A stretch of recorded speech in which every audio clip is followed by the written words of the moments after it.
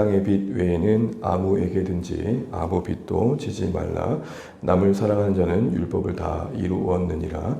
간음하지 말라, 살인하지 말라, 도둑질하지 말라, 탐내지 말라 한 것 그 외에 다른 계명이 있을지라도 내 이웃을 내 자신과 같이 사랑하라 하신 그 말씀 가운데 다 들었느니라. 사랑은 이웃에게 악을 행하지 아니하나니 그러므로 사랑은 율법의 완성이니라. 아멘. 네, 자, 알겠습니다. 고맙습니다. 기도하며 감사합니다. 앨범 많이 받으십시오. 감사합니다. 네, 어제 본문에 이어서 오늘 13장 8절을 보게 되면 또 사랑의 이야기가 등장합니다. 앞서 12장부터 복음에 합당한 삶을 이야기하던 그 어떤 보편적인 권면이 쭉 각자의 자신에 대한 이해부터 공동체, 관계, 그리고 국가의 그 권세와 관계까지 이어진 뒤에 이제 마무리 지으면서 그 사랑의 이야기가 나옵니다. 어쩌보면 앞서 한 모든 이야기들이 어떻게 가능한지를 다시 한번 이야기하고 있는 것 같습니다. 특별히 그 사랑을 이야기하면서 8절을 이렇게 시작합니다. 피차 사랑의 빛 외에는, 피차라는 말은 이 사랑함에 있어서의 각각의 관계에 누가 먼저냐라는 것을 따질 수 없다는 것입니다. 우리 모두가 서로의 입장에서 사랑을 요구하고 바랄 수 있지만 성경이 말하는 바는 우리가 이미 받은 자라는 걸 잊지 말라는 것입니다. 그래서 사랑의 빛이란 말이 나온 겁니다.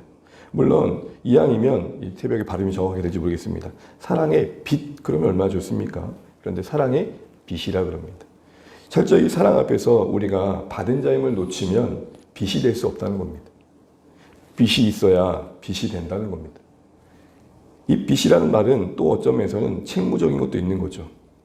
우리가 받은 자로서의 의식, 말로 형용할 수 없는 값없는 하나님의 사랑을 받은 자로서의 신자로서의 자기 인식이 사실은 우리 가운데 요구된 사랑의 책무를 감당케 한다는 겁니다. 더 나아가 이 말은 우리에게 적극성도 요구하는 것이죠. 우리가 뭔가 채무관계에 들어가게 되면 그것을 늘 갚아야 된다는 마음을 갖습니다. 채무자를 만나게 되면 부담을 갖습니다. 바로 그런 거룩한 부담감이 사랑에 있어서 우리에게 요구된다는 거죠. 물론 그 외에 아무 빛도 누구에게도 지지 말라 할 때 이 언급은 사랑의 빛을 더 강조하기 위한 언급일 겁니다.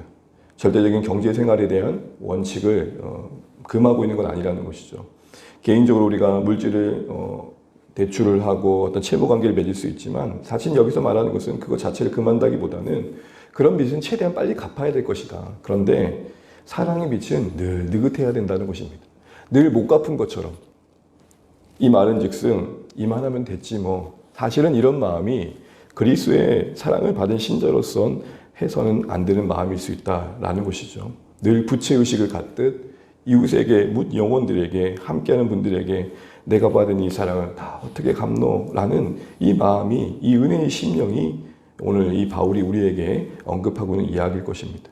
근데 왜 이게 중요합니까? 이게 후반부에 보면 이렇게 언급되어 있죠. 이 피차 사랑에 대해 빚진 마음이, 그래서 문 영혼들에게 값없이 받은 사랑을 어찌 갚을꼬 라는 마음이 어느새 우리를 잘하게 한다는 겁니다. 그래서 끝절에 이렇게 말합니다. 8절 끝절 보시면 남을 사랑하는 자는 율법을 다 이루었느니라. 여기서 여러분 두 가지를 보게 됩니다. 그 사랑의 대상이 불특정한 다수인 남으로서 표현되어 있습니다. 친구, 가족, 특별한 관계 속에 있는 사람들만 언급된 게 아니라 남이라는, 어떻게 보면 나와 무관한 사람들까지 포함된 대상으로서 그 범위가 넓혀져 있습니다. 그러면서 그들까지도 품을 수 있는 인생으로서 그 사랑은 우리 안에 역사하며 결국 바라는 바의 율법의 이룸이 된다라고 말합니다. 여기서 이루어간다는 말은 성취와 완성을 이야기합니다. 우리가 하나님의 사람으로서 매일매일 같이 자라가는 것, 그리고 세워져 가는 것, 그 내용과 실체는 사랑이라는 것입니다. 그러면서 9절에 이 사랑이 구체적으로 그러면 어떻게 표현되었느냐 할 때 그 계명으로서 간음하지 말 것과 살인하지 말 것과 도둑질하지 말 것과 탐내지 말 것, 바로 10계명의 일부를 언급하면서 9절 끝절에 이렇게 말합니다. 그 외에 다른 계명이 있을지라도 이 사랑이 우리 가운데 그 사랑이 이 계명을 우리 가운데 이루어 간다라고 이야기하고 있습니다. 사랑의 마음이 어쩌면 이 계명들을 하나씩 성취해가는 동력이 되어지고 방향이 되어진다는 겁니다. 그런데 여러분 이 9절 끝절에 보면 이런 표현이 있죠. 중반부에 그 외에 다른 계명이 있을지라도, 여러분 잘 알고 지금 유대인들은 율법에 대해서 상당한 적극성을 갖고 있었습니다. 어떻게 하면 그 율법을 좀 더 구체적으로 적용할까 해서 더 많은 계명과 규율을 만들어 갔습니다. 하나님이 부여하시지 않는 것들조차도 스스로 만들어서 지켜갔던 거죠. 예를 들어서 안식일을 거룩히 지켜라. 이 말을 그대로 더 이루기 위해서 노동에 대한 제한을 힘없이 했었죠. 어디까지가 노동이다. 예를 들어 방 안에 어두움을 밝히기 위해서 불을 켜는 것은 노동이지만 무언가를 만들기 위해서 요리하기 위해 불을 켜는 것은 또 노동이다.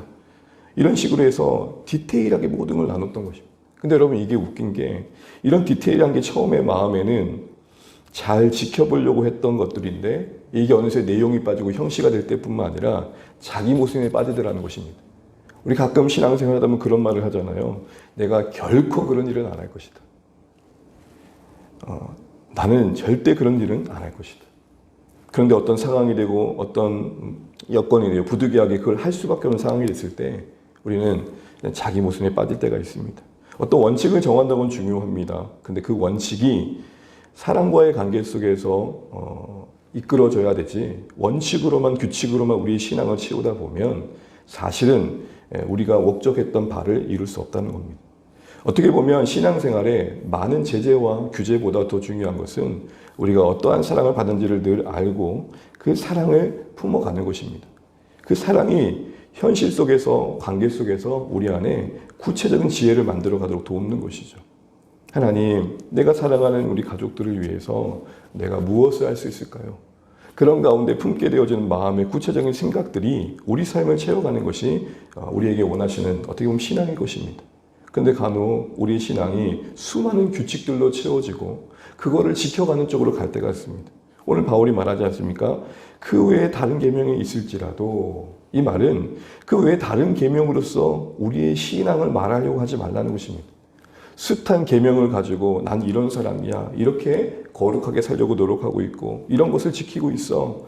이거보다 더 중요한 것은 우리 안에 사랑이 역사하는 거라는 것이죠.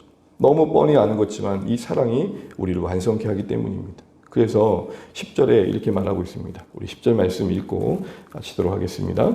사랑은 이웃에게 악을 행하지 아니하나니 그러므로 사랑은 율법의 완성이니라. 아멘. 결국 그 사랑이 하나님께서 우리를 부르신 방향이라고 할 수 있는 율법의 완성케 되어짐의 실체다라고 말합니다.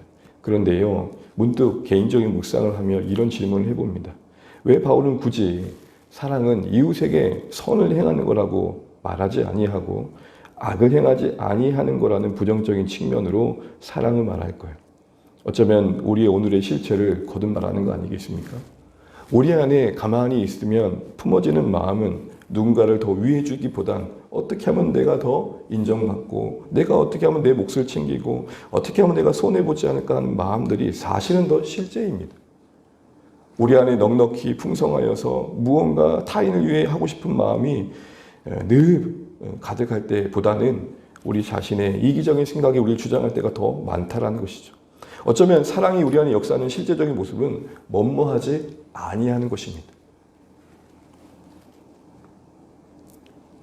내가 그러려고 했던 마음을 꺾는 거죠. 누군가를 시기하려 했던 마음을 꺾는 것이며 누군가에게 잘못된 마음을 품으려 했던 것들을 꺾는 것이며 그래서 우리 안에 일어난 수많은 생각들을 꺾어가는 것이 어떻게 보면 사랑의 실제적인 역사의 모습일 수 있다는 것입니다. 그래서 여러분 우리가 잘 알고 있는 고린도서 13장도 사랑은 자랑하지 않고 시기하지 않고 계속 아니하며라는 말이 나온 게 그 이유일 것입니다. 이제 말씀을 맺으면서 주 안에 사랑하는 가족 여러분, 우리가 사랑을 왜 바울이 빚진 자라는 이 빚의 의미에 담아내고 있는지를 기억하십시오. 우리가 사랑의 빚의 입장에서 우리가 값없이 놀라운 사랑을 받았다는 사실을 인식하는 것이 우리 가운데 우리의 이기심을 넉넉히 이겨내고 그 사랑을 구체적인 계명을 지켜가는 방식으로 드러내면서 하나님의 뜻을 이룰 수 있는 근원이 되기 때문일 것입니다. 오늘 다시 한번 너무 잘 알고 있는 부분이지만 우리가 다시 한번 빚진 자라는 측면에서 우리가 받은 바의 그 사랑을 깊이 묵상하시고 오늘도 날마다 그 사랑이 내 안에 새롭게 깨달아질 것들을 기대하시면서 하나님 오늘도 받은 바 그 사랑을 깊이 깨닫고 살아낼 수 있는 하루 되게 해주십시오. 그래서 피차라는 것을 뛰어넘게 해주십시오. 피차를 뛰어넘는다라는 모습이 무엇인지를 오늘도 살아내게 해주십시오. 네가 먼저 나한테 찾아오지 않는데 내가 찾아가라고 그런 거 하지 않게 해주십시오. 또 끝없이 갚아야 될 자의 마음으로 하나님 손해보다는 생각 속에 내가 붙들리지 않게 하시고 흘려보내게 도와주십시오. 이 빚이라는 단어를 깊이 묵상하면서 받은 자로서 흘려보낼 사랑을 가지고 있는 인생으로서의 삶을 오늘 살아내실 수 있는 은혜가 오늘 이 새벽 기도 가운데 우리 가운데 주어지시기를 간절히 바랍니다. 기도하겠습니다. 하나님, 오늘도 사랑의 빛 외에 아무것도 지지 말라는 말씀 앞에 섭니다. 이미 우리가 받은 자라는 사실을 알려주셔서 감사합니다.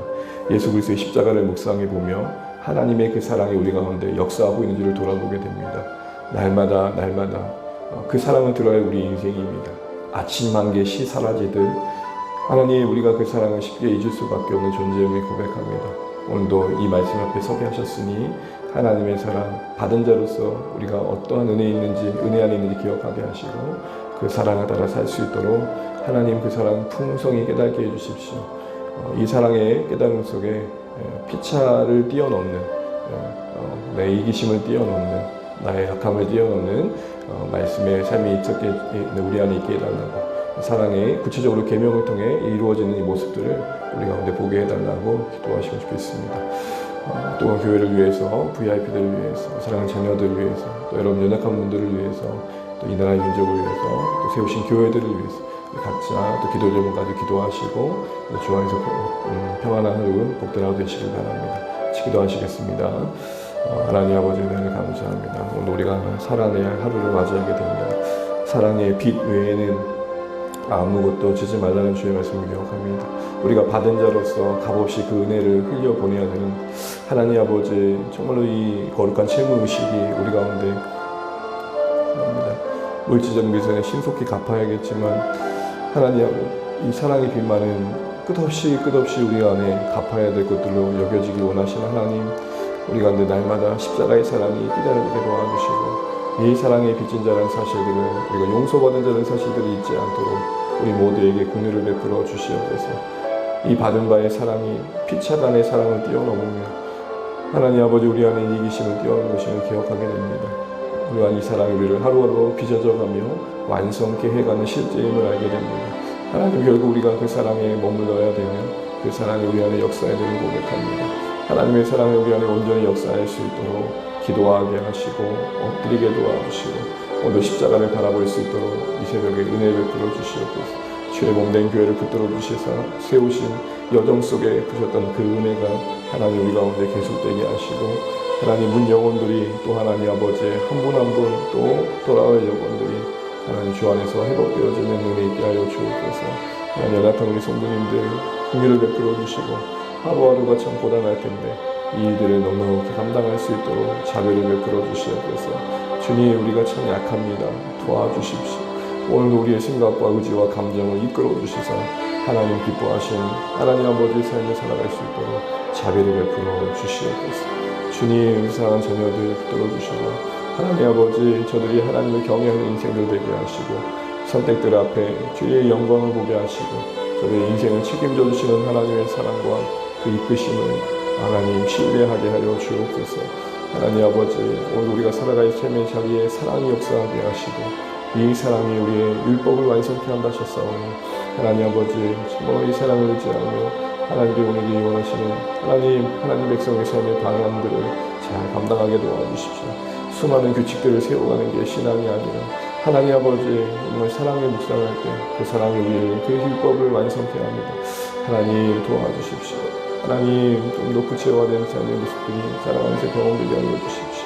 주님, 우리에게 은혜를 베풀어 주시고 은혜 안에서 편하게 하여 주시고 하나님 은혜를 베풀어 주시옵소서.